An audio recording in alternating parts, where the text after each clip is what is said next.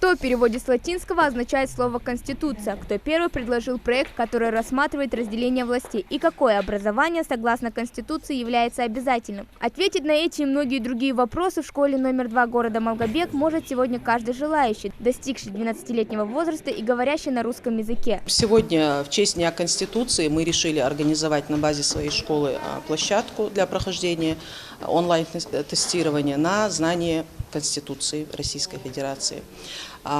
На площадку могут прийти и одновременно пройти тест более 24 человек. Организована площадка в читальном зале библиотеки, настроена интернет-связь, ноутбуки. Человек может прийти и пройти онлайн-тестирование. Акция «Всероссийский тест на знание Конституции» не просто тест, помогающий оценить свои возможности, но и позволяющий молодому поколению осознать свои права и обязанности, путь на котором каждый станет частью справедливого государства.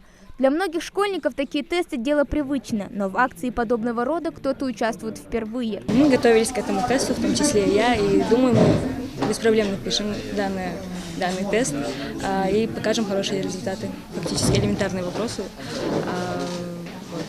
Все вопросы различные по своему типу, но они все об одном, о нашей Конституции Российской Федерации. Всероссийский тест на знание Конституции проходит в Республике Ингушетия второй год подряд.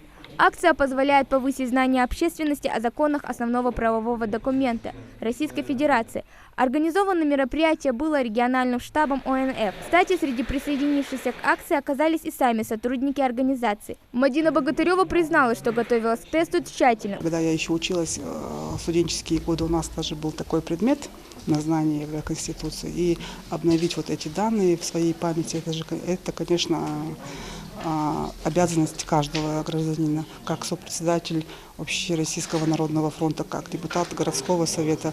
Я думаю, что я просто обязана знать Конституцию Российской Федерации.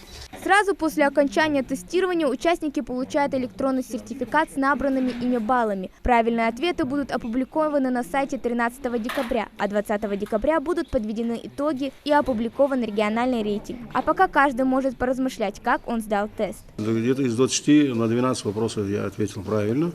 Да, и думаю, что все-таки, там, если какие-то там были ошибки, то просто так, формулировочки там немножко, да. А так, я думаю, что необходимо мне в первую очередь и всем, кто писал, отвечал на текст, на эти тесты, еще раз повторить, надо знать свою Конституцию, тем более в такой день.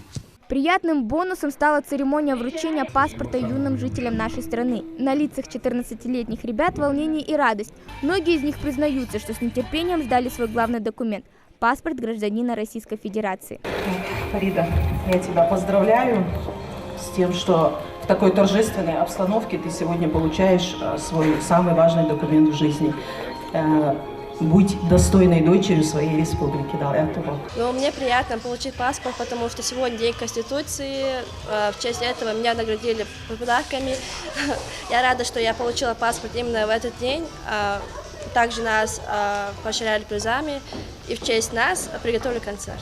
Конституция Российской Федерации была принята всенародным голосованием 12 декабря 1993 года и вступила в силу в момент опубликования в российской газете. Хава Гагиева, Джамалей Тамасханов, Новости 24.